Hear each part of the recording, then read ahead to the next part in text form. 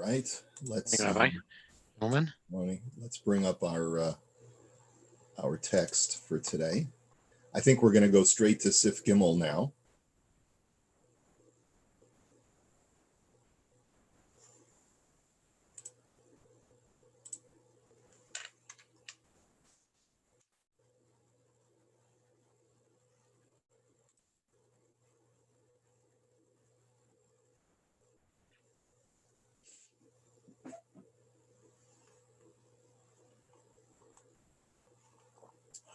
Okay.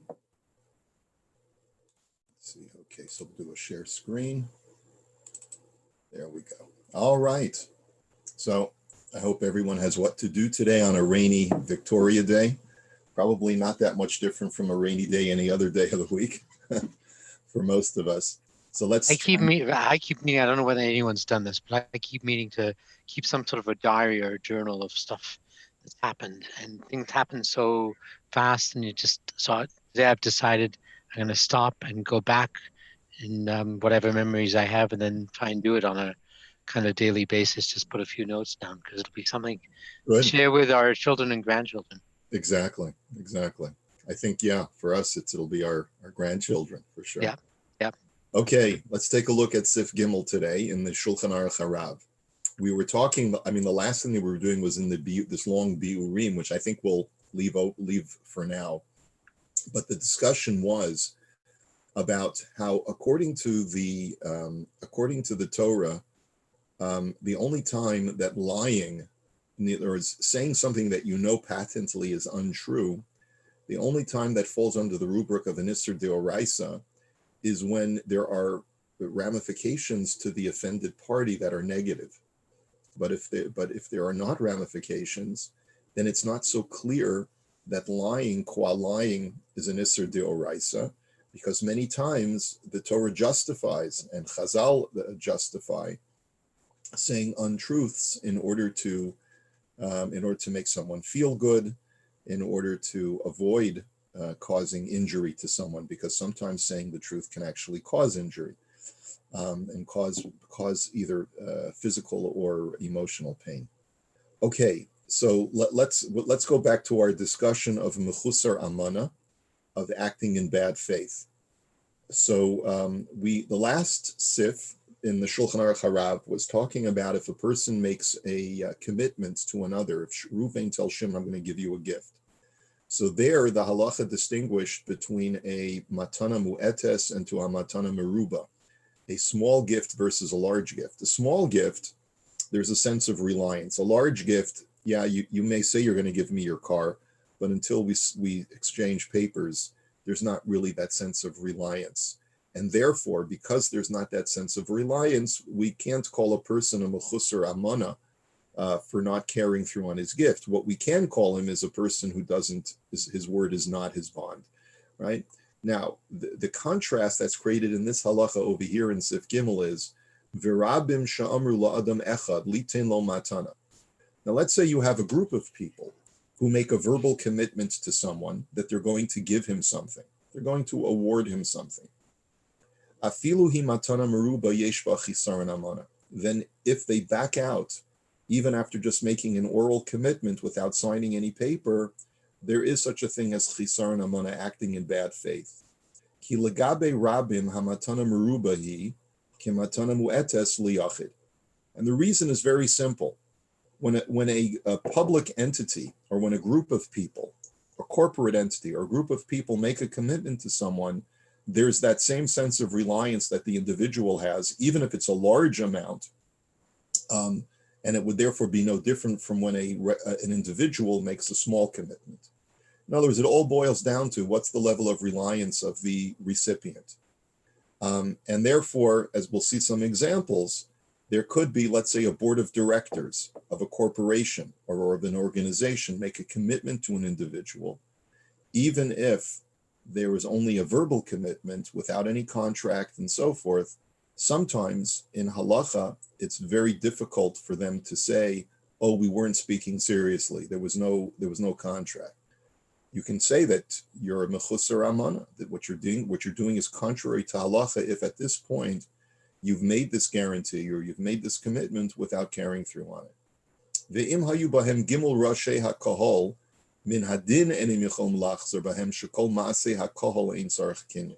And finally, if the three heads of the community, now what we're talking about is a social structure that doesn't exist anymore, but every small town had gimel rashei hakahol, and sometimes the Gemara talks about 9 rashei hakahol. These are people who are sort of the tribunal that is in charge of, sort of like the city council, I guess.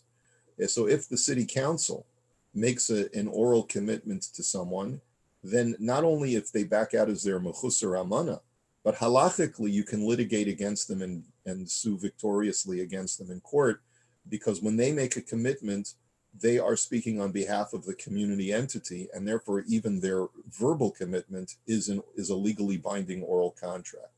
And because shekol maaseh hakol ein tzarich kinyan, anything that's enacted by a communal body does not require a kinyan to make it binding.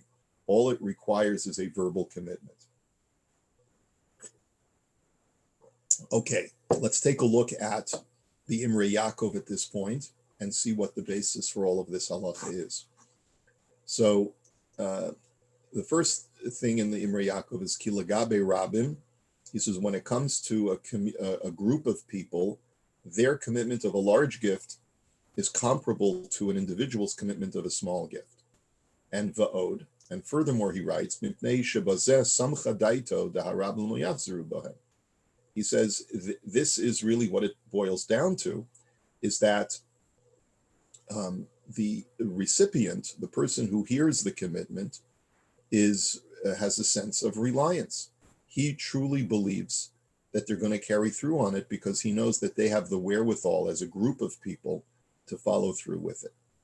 Okay, Yud Daled, Gimel Rashei HaKahal, the 3 communal heads, or sort of like the city council.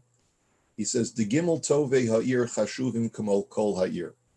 He says that the 3 members of the tribunal of the city are considered to be like the entire city.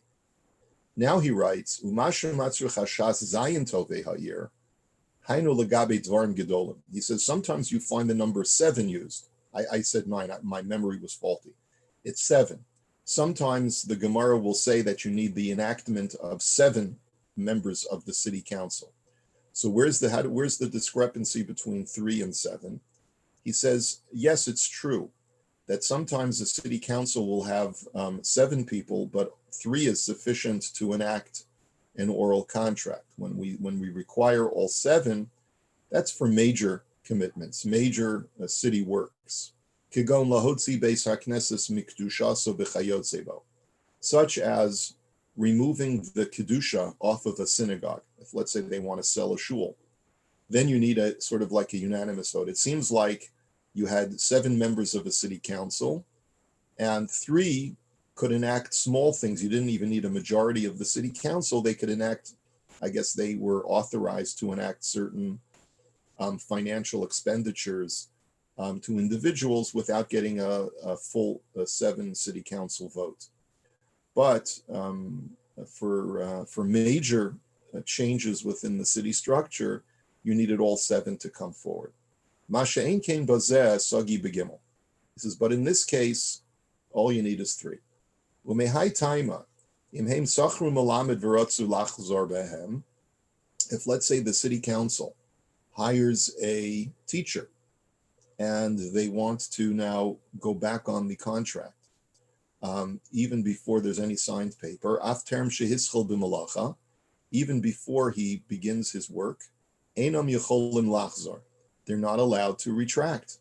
So this is really interesting. This gets into the crux of labor law as to what is a binding contract when it comes to a city or corporate entity. If a group of, if certainly when it comes to, well, there is a difference between corporate and city. A city represents a communal enterprise, a community. So if a Jewish community, for example, is represented by a particular school, okay, and the school goes ahead and they hire a teacher, All they need to do is make an oral commitment to that teacher, and that's a binding contract according to halacha, which is a surprising thing, because it just shows you have to be very, very cautious when you hire someone who's going to be working for the communal interests. So they, even before he starts his work, they're not allowed to go back on the deal. Af shelo nasa shum kinyan, even though there was no paper signed and there was no kinyan, demase hakol ein sarach kinyan, because an enactment by the community or its representatives does not require a kinyan, a formal exchange. Ach zeh omer davka begimel tovei ha'ir. But that's only true when you're dealing with the city council members. Aval bistam shlosha anashim shesachru malamed b'shutfus v'lo asu kinyan. But let's say these three people are not representing the entire town, the entire city. But let's say there's three people, three families, three private families who say, you know what? There's three families, we have a bunch of kids, and we need to hire a tutor to tutor our kids. A malamed is what it was called. We need him to provide private lessons for our children. And so they jointly collaborate and they say, well, between the three of us, we can come up with this amount for a salary for the malamed. And they make an oral commitment to the malamed to hire him. So here they're not representing the community interest, they're representing three families. So in that halacha, yecholim lachzer bahem min hadin. So then they do have a legal right to withdraw their commitment. But in other words, they cannot be sued if they withdraw their commitment. But they're still going to be mechusar amana. They're still acting in bad faith, because once you give a verbal commitment, yes, it's true, if you back out, you can't be sued, but you're still called a mechusar amana. Ulam bazeh hakol lefi ha'adam v'ha'inyan. And as we'll find in many areas of Choshen Mishpat law, a lot of it is very subjective. It all depends upon the situation, the scenario. Let's say, it could happen. There's many situations where a group of people hire someone, a corporation hires someone, and then they discover that there's something quite unsavory about this person's past. They didn't do their full due diligence. So in that situation, sometimes there may not even be a mechusar amana involved. The imrotzim lachzor bahem mishum dematzum malamed yoser bizol. And let's say you have another situation. Let's say there's nothing wrong with this guy. Let's say they want to go back on the deal because they find someone else who's willing to do it for less of a salary.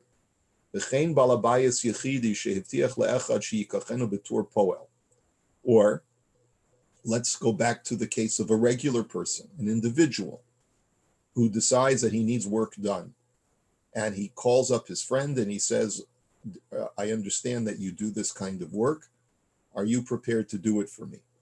And the guy says yes. And they say, okay, you know what? I'd like to hire you to do this job for me. Paint my house or, fix something in my house. B'shuv matza acher yoser zol. And then after he already tells him he's going to hire him, he finds someone else for less money. Or let's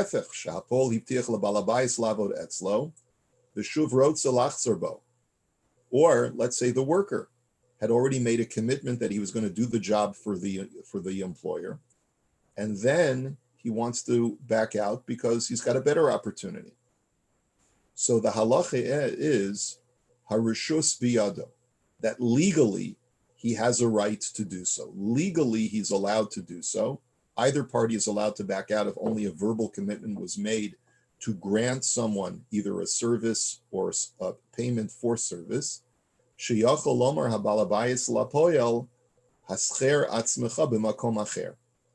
the reason is because the balabayas always has the opportunity to say to the worker, I'm not really causing you any significant loss, because since your labor is in demand, even if you don't work for me, you could easily hire yourself out to work for somebody else.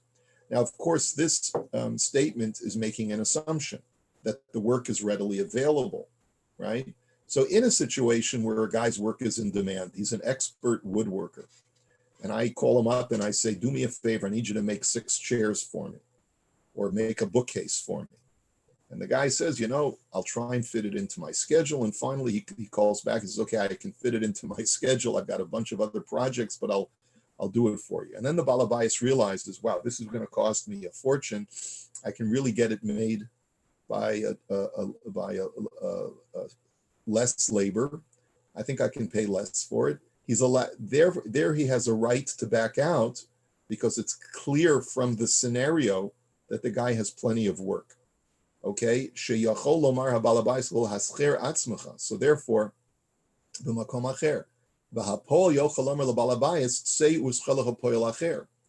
and conversely, let's say there's a certain kind of labor that a number of people can do. They have this app now. Has anyone ever tried this app? I've used it already. I got to find out what the name is now. I'll tell you in a second. It happens to be a great app. If you ever need like a handyman or something, do you know what I'm talking about? I got to find it now on my phone. Does anyone know what I'm talking about? Is it called Jiffy? Chappy? Jiffy. Jiffy. Jiffy? Oh, Jiffy? Yeah. It could be that it's called Jiffy. I got to find it on my phone now. Just give me a second. My kids showed it to me, and I needed some work, just a small little job done of dismantling a cabinet to make room for a new washing machine. So they told me about this app. I didn't know who to hire to get a handyman to do it. And the guy was great. The guy was fantastic. And so apparently this is like a new way. Let me just see. Jiffy. There you go. Thank you. Let me just also thank you, Ron, for reminding me. But as we sent out on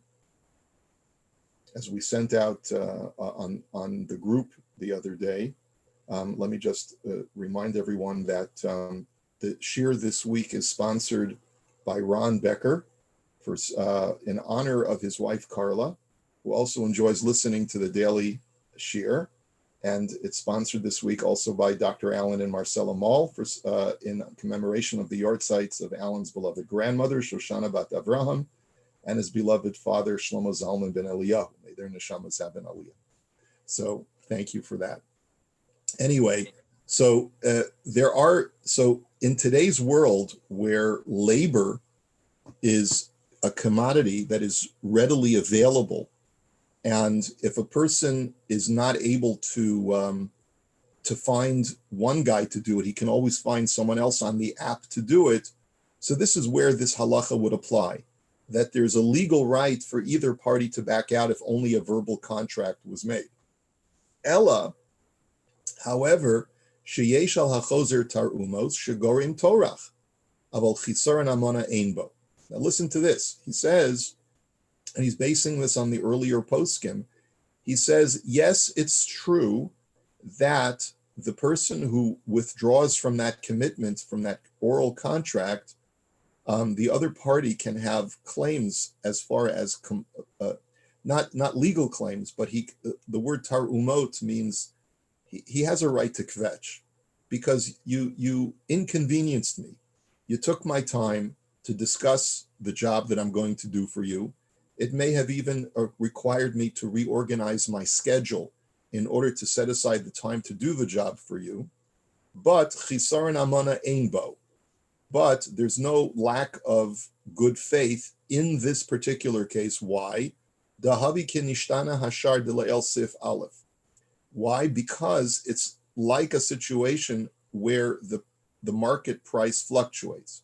We said before that according to many poskim, when the market price fluctuates, even though I had committed to purchase your product at a certain amount, but if the market value changed unexpectedly, I have a right to renegotiate the price.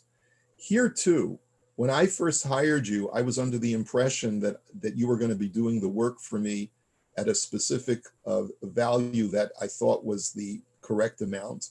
But then it turns out that I discovered that I can get it done for much less. Or a laborer had originally committed to do it for X and then realized that that work product is worth much more, and that therefore he backs out. He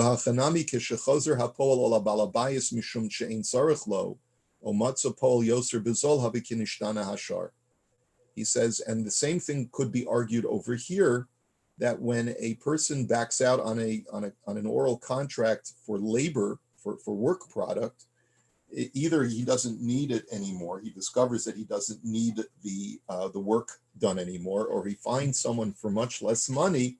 So there too, you could make the argument that it's not even mechusar amana. But remember, we saw two opinions previously when we learned Sif Aleph. One opinion was that even when the price changes, if you go back on an oral contract, you're liable for mechusar amana. And therefore, according to that other opinion that says that when the price fluctuates, you're also guilty of mechusar amana. Here too, even though you have a legitimate reason for backing out of the deal, but there still is a mechusar amana here too. And it is certainly going to be a problem if the person that you're hiring to do the work for you qualifies halachically as an ani, as a poor person, which means he desperately needs the income. And we'll learn more about that in the next sif.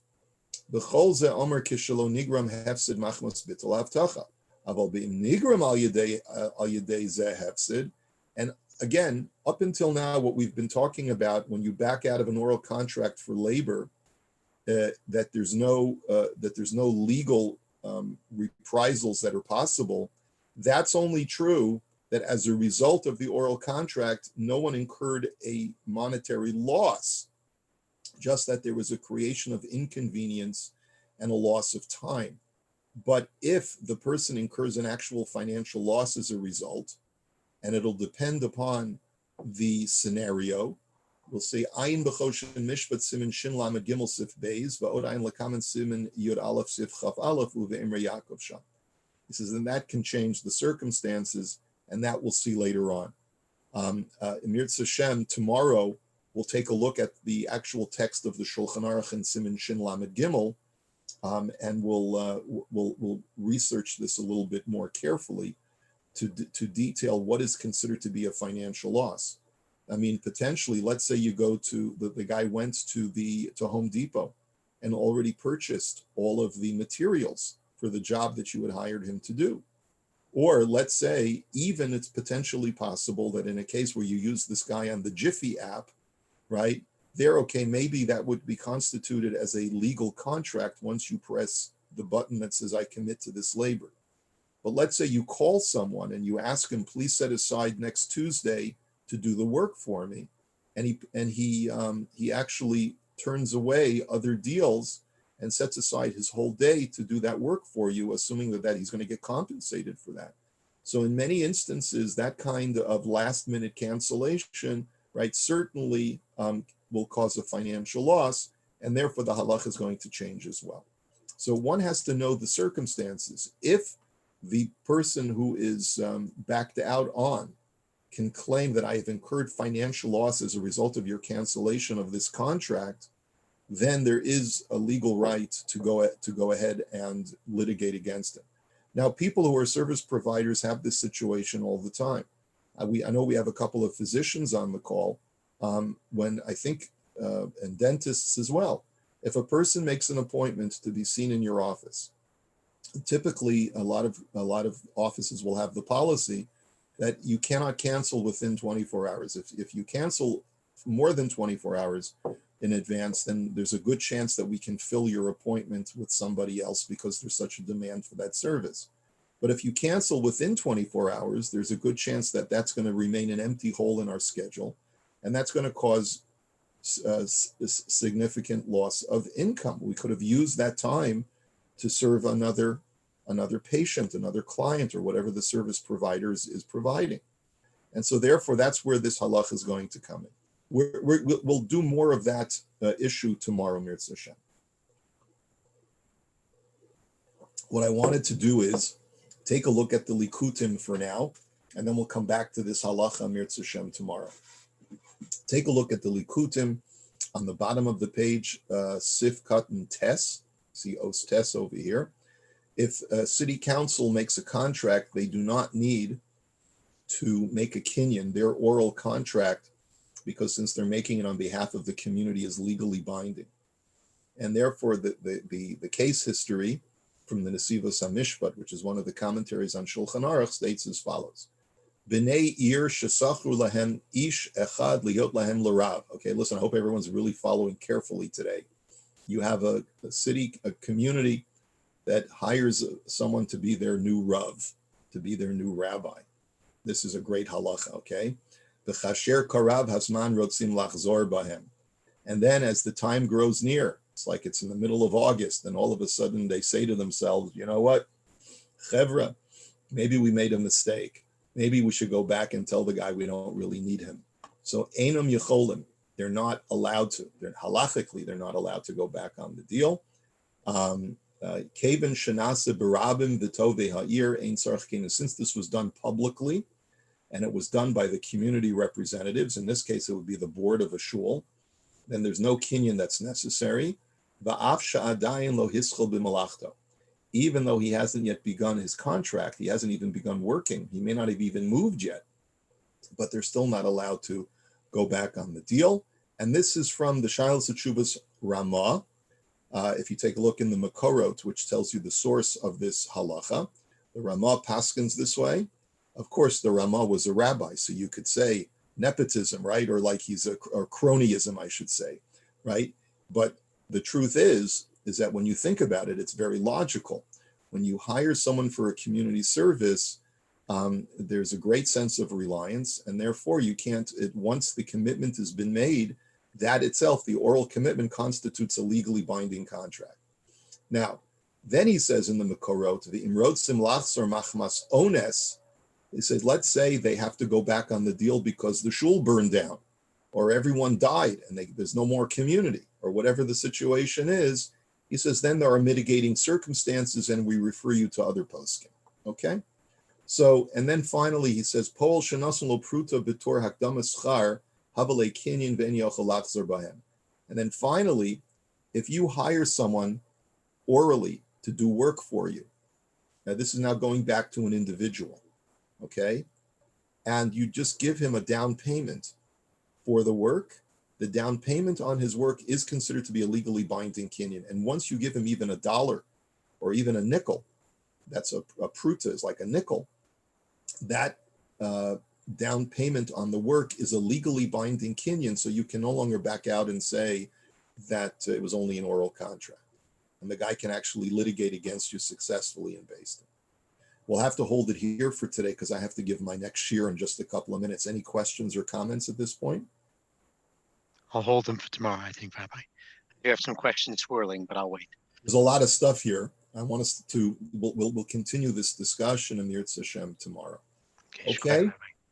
Take care, gentlemen. Have a good day. Okay. Be well. We'll continue tomorrow. Take care. Tomorrow at 6:30, right? See you then. Oh, and I see David is on the line. David Mazel Tov. Mazel Tov, David. On the Chasana. All right. Mazel Tov. Mazel Tov.